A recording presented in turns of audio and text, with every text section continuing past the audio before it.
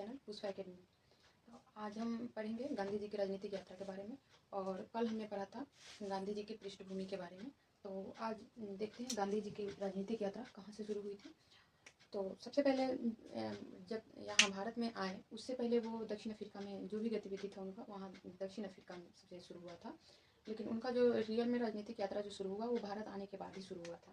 तो गांधी जी भारत कब आए थे? तो 9 जनवरी 1915 में भारत आए थे।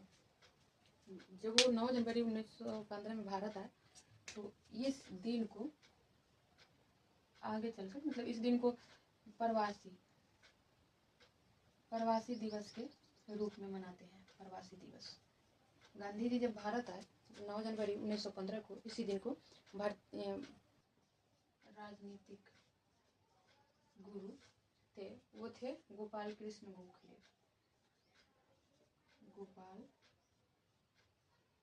कृष्ण गोखले गांधी जी के राजनीतिक गुरु थे। उसके बाद 1916 में उन्होंने साबरमती आश्रम की स्थापना की। गांधी जी 1916 में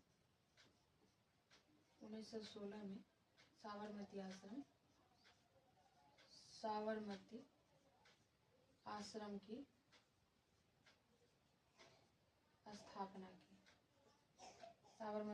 की स्थापना की। उसके बाद उन्होंने ये साबरमती आश्रम जो है गुजरात में इन्होंने शुरू किया। और उसके बाद जब इनका राजनीतिक गुरु मतलब ये साबरमती आश्रम की स्थापना किए, और राजकुमार शुक्ल जो स्थानीय नेता थे वो गांधी जी को खत लिखे और बोले कि यहाँ पे आप आइए और इसका समस्या के समाधान कुछ निदान निकालिए। तो 1917 में चंपारण गांधी जी जो है चंपारण गए। ठीक है, चंपारण गए और तिनकठिया प्रणाली के विरोध में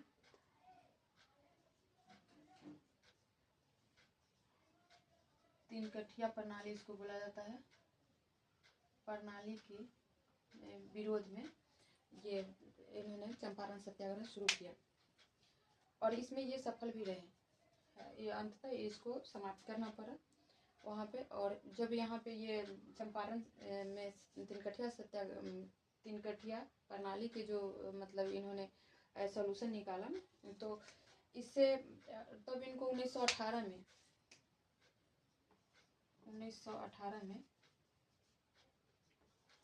अहमदाबाद में बुलाया गया। मतलब अहमदाबाद में क्या परेशानी था, वहाँ की जो मिल मजदूर थे उन्हें बोनस नहीं दिया जाता था, और बोनस मतलब इनको बोनस देने के लिए ये आंदोलन शुरू हुआ। और यहाँ पे पहली बार अहमदाबाद में महात्मा गांधी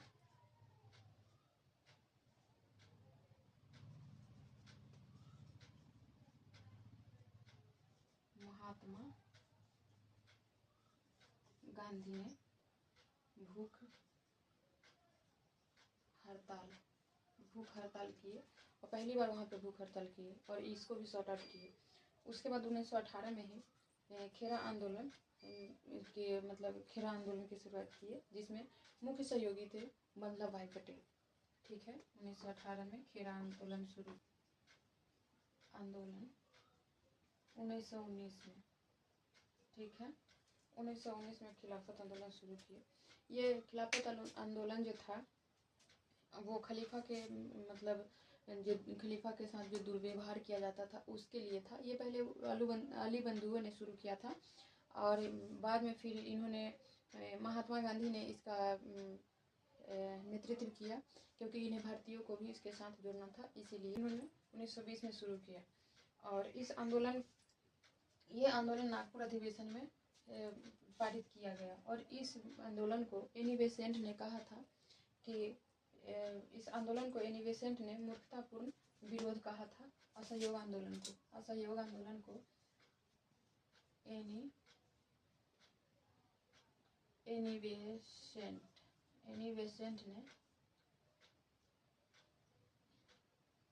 एनी बेसेंट ने मूर्खतापूर्ण मूर्खता पूर्ण विरोध कहा था। उसके बाद फिर 24 में गांधी जी और चित्तरंजन दास के बीच एक समझौता हुआ जिसे गांधी और चित्तरंजन दास पैक्ट 1924 कहते हैं। 1924 में हुआ था। गांधी और चित्तरंजन दास पैक्ट। सविनय अवज्ञा आंदोलन में मतलब जो हुआ कि मतलब 1930 में ही 11 सूत्री मांग इरविन उस समय जो गवर्नर जनरल थे, हाँ जो गवर्नर थे वो थे इरविन।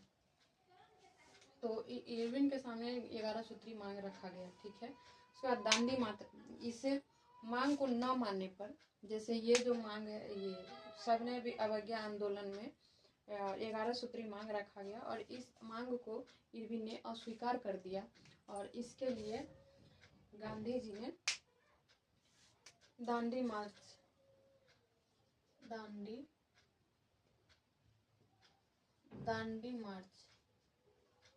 दांडी यात्रा शुरू किया, जिसे दांडी मार्च भी कहते हैं, ठीक है। दांडी मार्च यात्रा भी कहते हैं। तो ये शुरू किया गया था 12 मार्च 1930 से शुरू हुआ था, ठीक है। और ये 6 अप्रैल 1930 तक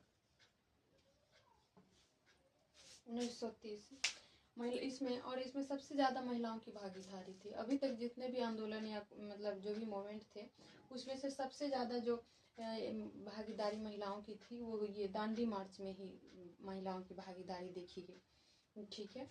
मतलब और इसमें कितने मतलब इनके साथ व्यक्ति थे दांडी मार्च की यात्रा जो शुरू हुआ, तो उसमें 78 व्यक्ति शामिल हुए थे।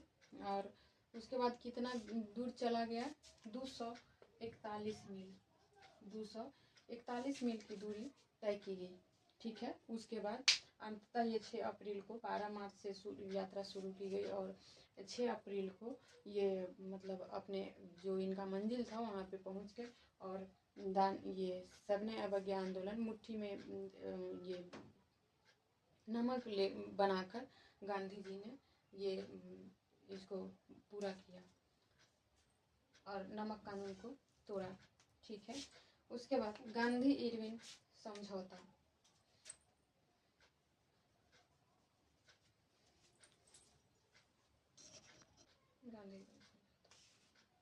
उसके बाद हुआ गांधी इरविन समझौता, ठीक है।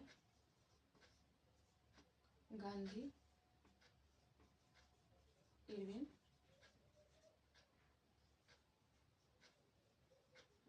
इरविन समझौता हुआ था 15 मार्च 1931 को।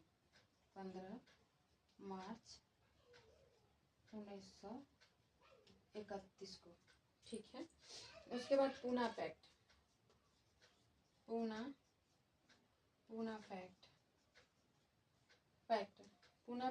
समझौता जो होता है वो कितने समय में होता है, 26 सितंबर 1932 में होता है ये पूना पैक्ट में। ये 71 पिछड़ी जाति के जो 71 सीटें थी उसे बढ़ाकर 147 कर दी गई। और इसमें ये भी उसमें जो बहुत सारी जो मांग थी उसमें से ये था कि मतलब 71 प्रतिनिधि से बढ़ाकर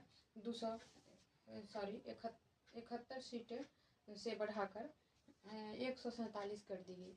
और इसमें जो था कि अलग से मतलब जो दलित वर्ग है वो दलित वर्ग को ही चुनेंगे, ये जो बात थी जिसको समाप्त कर दी गई। ऐसा कुछ नहीं हुआ, जिसमें गांधी जी की भागीदारी से ही हुआ। व्यक्तिगत सत्याग्रह शुरू हुआ कब, 1940 में, ठीक है। तो इसमें जो थे पहला सत्याग्रही जो थे वो थे विनोबा भावे।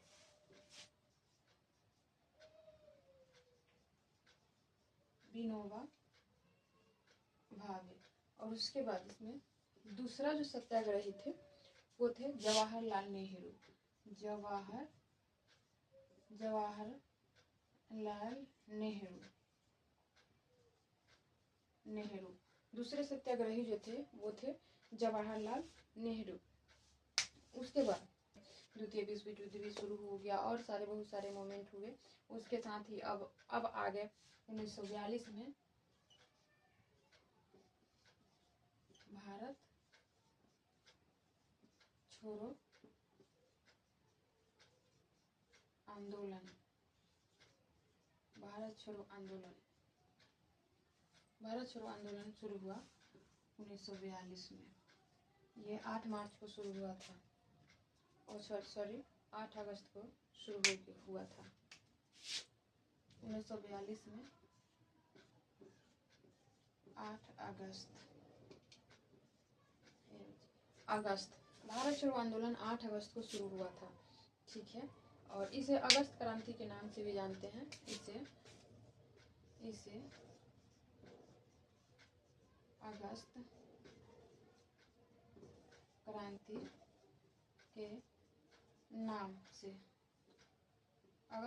के नाम से भी जानते हैं, ठीक है। इसे ही अगस्त क्रांति कहा जाता है। ये 8 अगस्त से शुरू हुआ था और इसके जब ये शुरू हुआ तो मतलब जैसे अंग्रेज़ों को पता चला कि ये भारत छोड़ो आंदोलन शुरू हो गया है, तो इन्होंने 0 आवर के तहत 0 आवर एक मतलब शुरू किया अंग्रेज़ों ने। और उसके तहत में बहुत सारे मतलब नेताओं को, जो भी प्रमुख नेता थे वो मतलब उनको गिरफ्तार कर लिया गया। उसी में गांधी जी को गिरफ्तार करके आगा खा पैलेस में रखा गया। और फिर ये ऐसा आंदोलन था जो बिना नेतृत्व के ही ये पूरे भारत में फैल गया। और हर तरफ ये ऑटोमेटिक मतलब इसका नेतृत्व ऐसे पूछा भी जाता है कि भारत छोड़ो आंदोलन का नेतृत्व किसने किया था, तो ये मतलब बिना नेतृत्व के ये आगे बढ़ गया था। और इतना बढ़ा कि लास्ट में अंग्रेज़ों को भारत छोड़ना ही पड़ा था। तो अब देखेंगे वैसे अंग्रेज़ों को गांधी जी को आगा खा पैलेस में रखा गया था, ठीक है।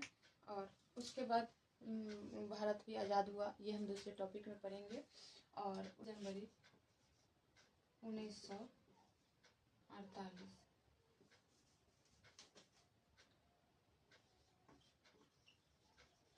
30 जनवरी 1948 में नाथूराम गोडसे के द्वारा इन्हें मतलब नाथूराम गोडसे ने इन्हें मारा था। और ये 30 जनवरी 1948 को ये शहीद हो गए।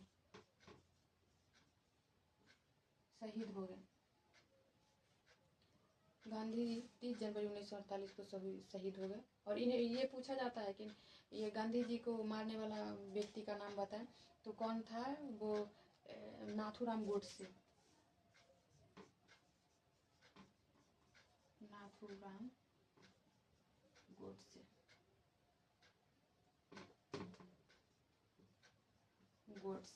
नाथूराम गोडसे ने महात्मा गांधी को मारा था, ठीक है।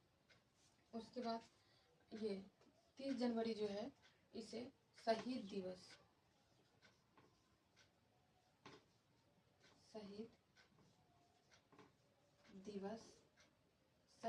के रूप में गांधी जी की जो मृत्यु का जो दिन था उसे शहीद दिवस के रूप में हम लोग जानते हैं। अगर ये वीडियो आपको पसंद आए तो लाइक करें और नए हैं तो चैनल को सब्सक्राइब करें और अपना सपोर्ट बनाए रखें फ्रेंड, ताकि हम आगे भी मतलब वीडियो आप लोग के लिए लाते रहें। Thank you friend.